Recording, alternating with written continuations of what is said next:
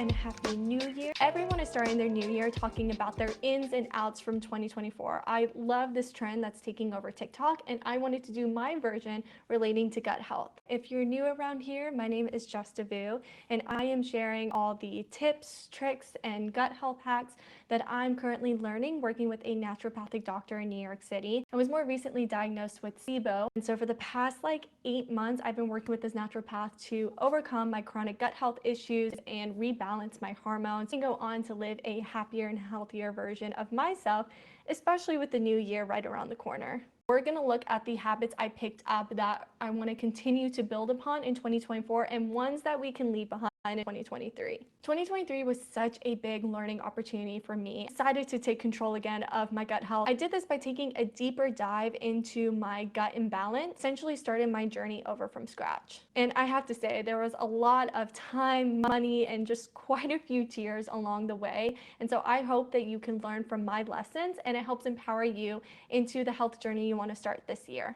And I want to list my top habits that I'm going to bring into the new year and ones that we're not going to even sweat over in 2024. So let's start with the ends. What am I going to continue doing in 2024 to help my gut healing journey? It was so hard to make a concise list of this because there were so many habits I've tried. And if you want to learn more about what I've been doing from the past year, I do have some prior videos from last year. You can also comment down below and see what more habits and tricks that you would like me to talk about. These are things that I really started to prioritize last year, and I want them to continue to be a priority in the new year too. The first one is my daily supplements. Sometimes these feel like they will be the death of me.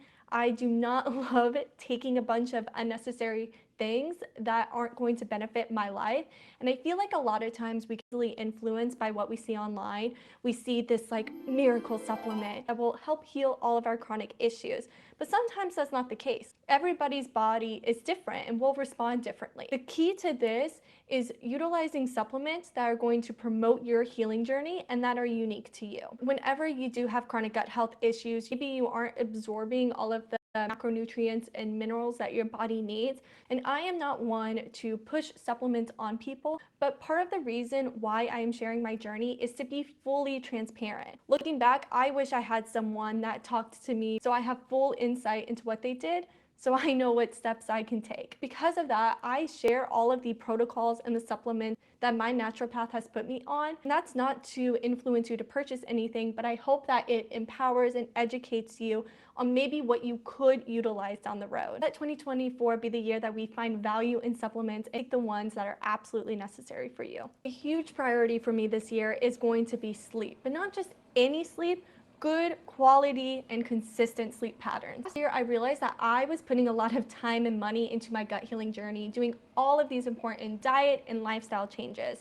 And if I didn't put sleep into that category, it would pretty much mess up everything I was working towards, because sleep is the time that our body really heals. It's the time for our gut to repair, inflammation to be lowered, and our hormones to be rebalanced. Without it, all of the work that I was doing last year would have gone to waste. In order to do some serious healing, like ridding of SIBO, which is what I'm currently going through, I had to give my body the proper time to rest and repair overnight. And this looks like getting healthy sleep on a consistent basis. There are many studies that show that inconsistent sleep patterns will lead to gut imbalances. Even if you're going to bed at 10 p.m. during the weekdays, but 1 a.m. on the weekends, you're still going to affect the bacteria makeup of your gut. I am not going to let poor sleep reverse all of the work that I've been doing, and I don't think you should either. I saw the benefits in my energy levels, my brain fog, concentration during the days. I didn't have to reach for a second, third, or fourth cup of coffee to make it through my day. And it all started with prioritizing my sleep schedule. If you do struggle going to bed on a consistent basis and going to bed early, I would think of it as setting an appointment with yourself.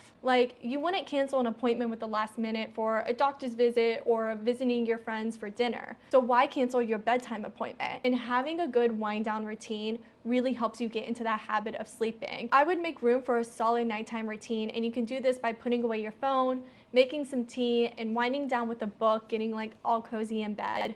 We're really going to get into healthy sleep patterns this year. One of the biggest takeaways I had last year were finding my trigger foods. I did this through the elimination diet, which took me about 2 months. And from that, I learned that I was intolerant to gluten, dairy, soy, and corn. And that was very eye-opening for me to remove some of those foundational food groups from my diet. And since discovering that last summer, I have steered clear for the most part. I am human by the end of the day, and I live in New York City and love to travel. So there are a lot of restaurants that I want to try that don't have those options. It can feel super restricting to remove a bunch of different food groups from your diet. But when you think about the long-term effects of what's happening whenever you do eat those foods, it makes it a lot easier to be disciplined. I have to admit, there were a few occasions where I would just go all in on eating gluten and dairy, like no regrets. I'm just gonna eat the pasta, you know? Whenever I feel tempted to eat these foods, I just remember of the gas, bloating, nausea I'll experience, not even the physical symptoms, but just the brain fog, anxiety, the low energy that I have for multiple days to come after I eat those foods too. It helps me to avoid them. I really had to learn how to keep my gut health in check, especially over the holiday period. Make that a priority instead of the short-term reward that a pasta dish would give me. While it was a harsh reality to part with these foods, just in the meantime, I have to do what's right for my body. I really feel like a better version of myself whenever I avoid these trigger foods, so we're gonna keep that habit moving in the new year until I can start to slowly reincorporate these back under the guidelines of my naturopath. This next one may shock you guys, but doing 24 to 36 hour water fast. And hear me out, like, I am not for disordered eating. I'm not for putting your body through unnecessary diet changes whenever you don't really need it.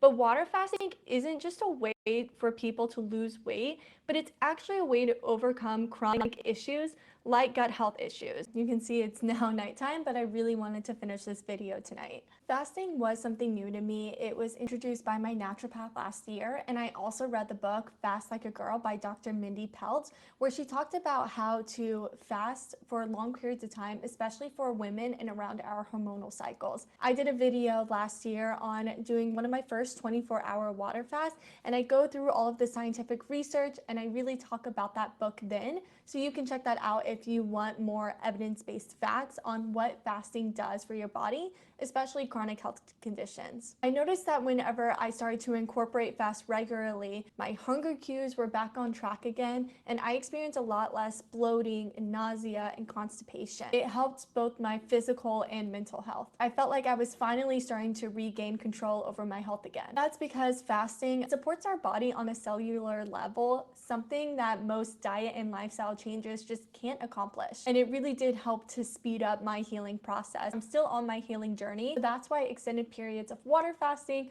are going to come with me in 2024. Next thing I want to talk about was trending on Gut Talk, and I refuse to give in to those trends for the longest time. I'm like, if there's not really research, if I'm not recommended it from a physician, I don't want to waste my time and money on it. But this thing was an absolute game changer for me last year, and I am already incorporating it into my daily routine in 2024. And that specifically are castor oil packs. I know they were circulating Gut Talk for a while last year, and I didn't want to give into the influence, but when my naturopath recommended them for me to help overcome the bloating and inflammation and just slow digestive system that I had, I will give my life to her and I will do anything she recommends at least once. So I'm like, there's no harm in testing it out. Sometimes I'm at a point where I will literally just try anything to feel better. When it was recommended to me by my naturopath, I knew that I would immediately go to Amazon, purchase, and try it. I bought a castor oil pack and 100% castor oil off of Amazon, and I used it during the night with a heating pad on top because it helps the castor oil penetrate deeper into the skin.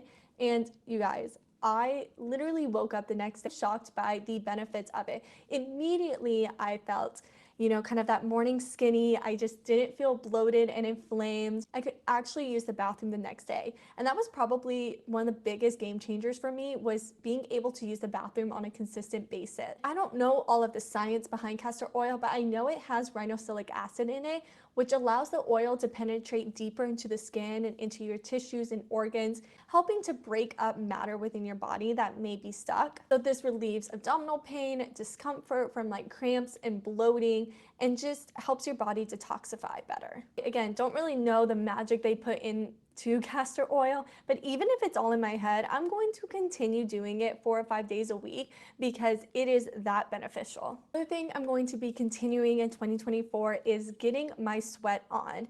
And I'm not a girly that loves super high intense cardio workouts and dripping sweat by the end of it. So this is not really what I'm talking about whenever I say get our sweat on. It is important to allow our body to detoxify properly, and one way to do that is through opening up detoxification pathways, including sweating. Going on this holistic journey, I realized how important our detoxification pathways are within our body. We already have organs and different processes within our body that allow us to detoxify properly, but sometimes there can be blockages to those, especially whenever you have gut health issues or hormonal imbalances. Those detoxification pathways in your livers and kidney and lymphatic system get blocked. And this can lead to further gut health issues too. When you think about it, if you're constipated like me on a regular basis and you're not going to the bathroom frequently, that's one way that we get rid of toxins within our body.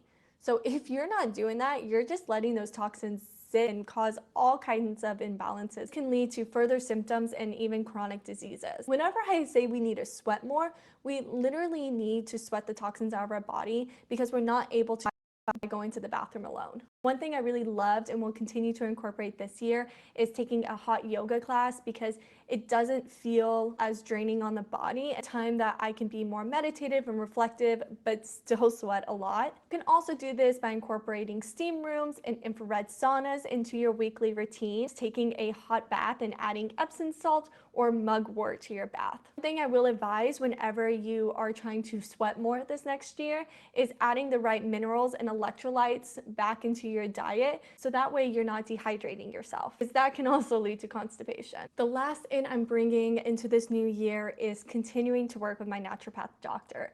I would be amiss if I didn't mention this as part of my ins in 2024. Literally, all of the lessons I'm sharing with you today have come from her. They are foundational in helping with my gut health journey. I found that having a doctor that actually understands the issues you're going through and takes time to learn about your lifestyle, your mental health, and your physical health in order to promote your healing journey has made all of the difference. I will say it was a costly and time-intensive process, and I'm continuing to go through it, but it was one of the best decisions to stop taking shortcuts and actually invest in myself and my healing journey. It was also a major reason why I started sharing everything with you guys on YouTube, TikTok, and my own website. I really want to provide you a window into what it looks like working with a naturopath and some of the things you may have to do, including diet and lifestyle changes. Giving you all the tea on what it looks like to work with a naturopath and heal your gut the right way. I understood last year whenever I started working with her that I would not be able to accomplish this from May to December, so that's why she's coming with me in 2024. I'm going to continue with the notion that it takes time to heal a seemingly chronic condition like IBS and SIBO. Honestly, it will never feel like the right time to start, so you might as well start now. Now it's time to talk about all of the wellness and health trends I tried in 2023 that did not benefit my healing journey at all, and we're gonna keep them in last year. Of course, everyone is different. What work for me may work for you, but I think these are pretty general practices that you would also want to avoid. So please save your time, save your money and your energy, and don't waste it on these habits or health hacks. The first one I have to be honest about are our green powders and juice cleanses. We are a little bit too obsessed at the moment with AG1 and Bloom Greens powder. Like, we are literally bombarded with them on social media. Their ads are everywhere. Quite honestly, I was never a fan of these, but I was just as influenced as everyone else thinking that I needed them in my life. In reality, they definitely have more additives than the good you're trying to get out of them. And one of my favorite arguments is that if you are drinking a greens juice daily, you're probably the girly that has a healthy and balanced diet anyways and doesn't really need one.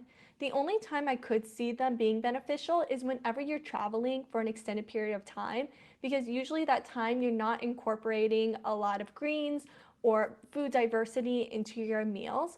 But even then, I think it's easier to opt in for like side salad or a plate of veggies whenever you can. So that way you're still getting a lot of fiber in your diet so you can go to the bathroom and avoid some gut health issues. I'm just not a fan of juice cleanses in general. I mean, I think at that point you should do a 24-hour water fast, of course, as advised by any physician you work with. I have to say, I do love making my own juices at home. Like, I got into beet juice and ginger turmeric shots. And again, these were recommended by my naturopath because I was having severe sugar cravings and die-off symptoms from the SIBO protocol that I was on. Whenever I made these juices with gut-loving properties, for instance, like beets, ginger, and turmeric, they're really great at lowering your body's inflammation and promoting gut motility.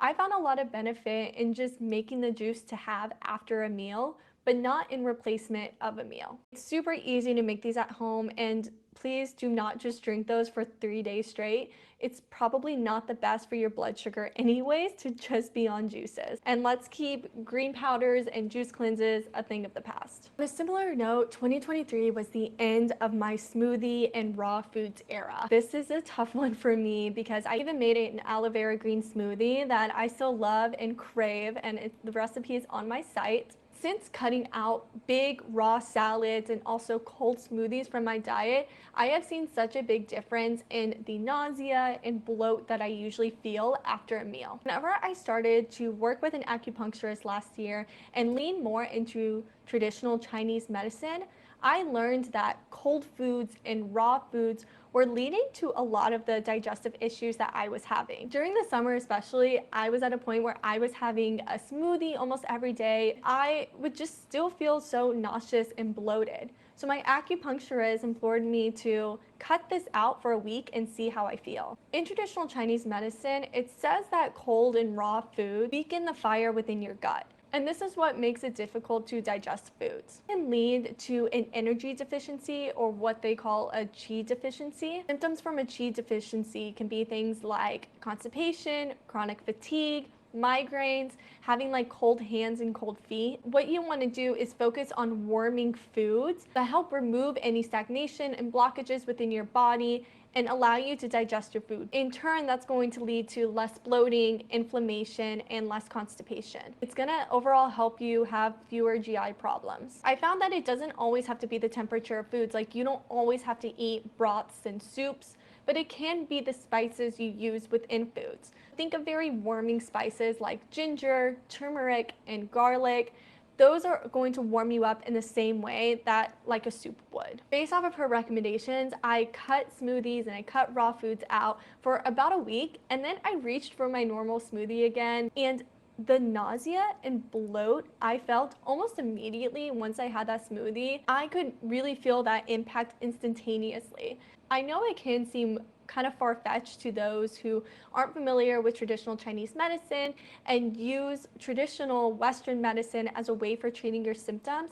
I mean, I don't consider myself an expert by any means. We are just so used to Western medicine treating the symptoms, but not the root problems of what we have. I invite you to cut out your smoothies, cut out your raw foods for at least a week and really evaluate how you feel, because maybe that could be a reason why you're feeling these GI symptoms. I feel like everyone is hopping on this wave now. We are not going to drink excessively in this new year, or maybe even drink at all, if that's your vibe. It almost feels nearly impossible to not drink whenever you're in your 20s, post-grad, or you're living in a big city like New York City. It seems like every social event that we have involves happy hours or wine nights or just nights out with friends. And you don't want to lose your social life because you don't drink anymore. Whenever I learned that one of the root causes of my IBS was due to alcohol consumption, I knew that this habit really had to change last year. There's a story where last year I quit drinking for a few months whenever I was doing the elimination diet. I just didn't want alcohol to influence this diet in any way and make me feel crummy. So I took it out for a couple of months. And of course, during this time, I experimented with like mocktails and elixirs. I still wanted a drink in my hand. And I also noticed that my energy levels, my brain fog, just my overall mood was improving. But I don't think I realized how much it was improving from not drinking. I thought it was just like the other habits that I incorporated in my life. But then one night, I decided to go back to my old ways. I went out for a friend's birthday and had one too many tequila shots. And the amount of sheer anxiety and nausea and just GI problems I had for like the next week after that one night out, that was enough to make me not want to binge drink ever again. I don't think 2024 will be the year I'm completely sober.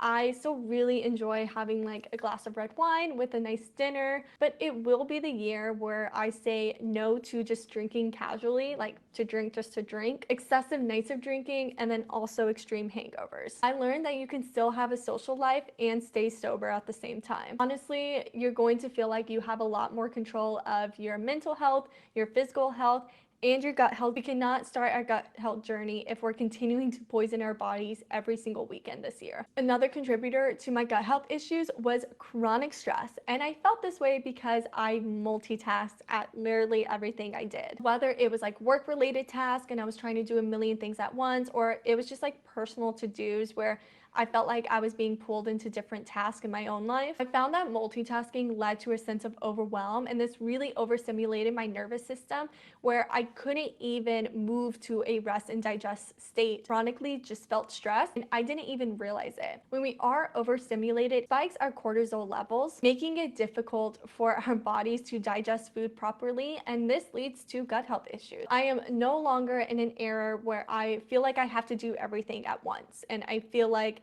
I'm just constantly stressed. Last year, I feel like I tried to prioritize intentional moments and incorporate more of a slower living lifestyle, but being in a city like New York, that's just not an option for you. Even on my walks around the city, I found that I would get to my destination and not even know how I got there. It was like I was texting and walking, and that felt just as dangerous as like texting and driving. I want to leave that habit behind and start moving into a slower moving lifestyle where I don't feel like I need to multitask and get everything done at once. We're not going to overstimulate our nervous systems this year. On the same wave of multitasking is also doom scrolling. We can all have those moments where we're like about to go to bed, but we'll just open up our phone for a little bit, and then we find ourselves scrolling on TikTok until 3 a.m. in the most like random rabbit hole there is. In those moments when we realize what time it is and we're still staring at the screen on our phones, we don't feel that great. So why do we keep doing it? And if you are anything like me, use it as a form of distraction. Whether it's late at night and you just can't get all the thoughts out of your head, so you reach for your phone instead. Or maybe you're having an IBS flare up and you just don't feel well, so you just want to rot in bed and distract yourself from how you're feeling. We reach for our phones as a way for comfort and ignore how we feel in those moments. But that's not sustainable, and it's not going to heal our bodies long term.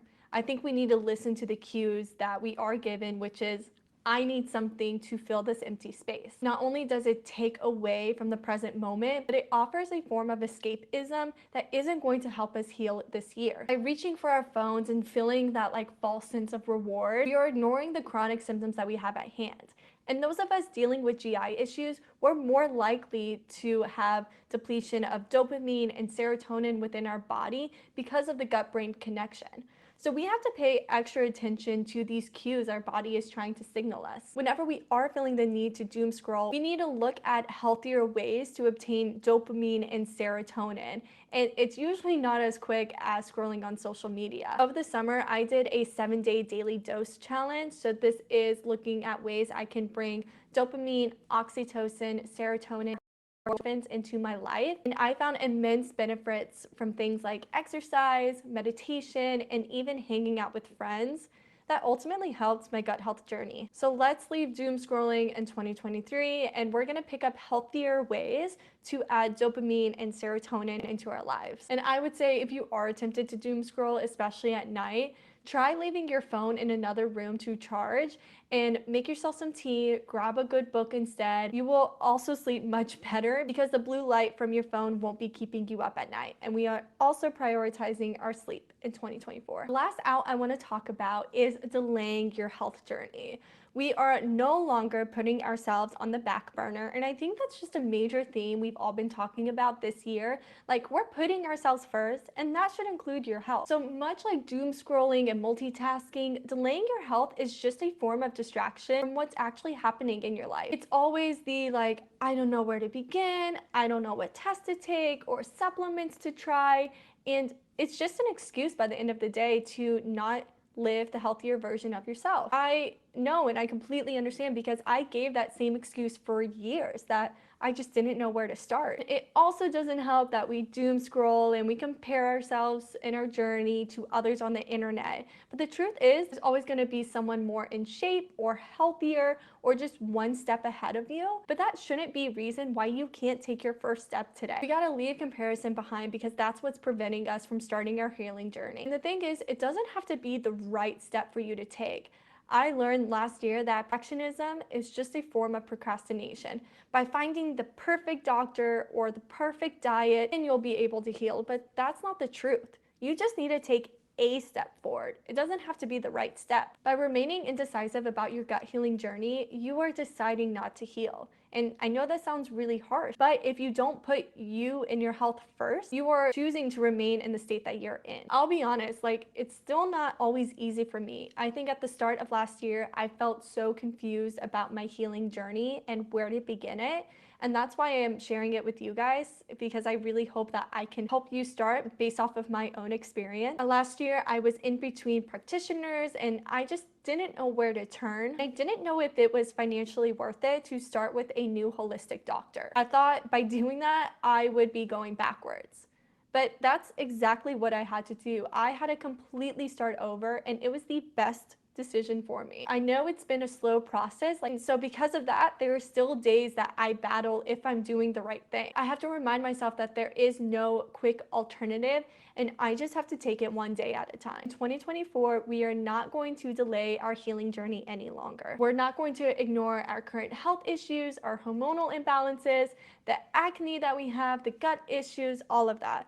We're gonna put ourselves and our gut health first. If you made it to the end of this video, thank you so much for watching, and comment down below what your 2024 ins and outs are.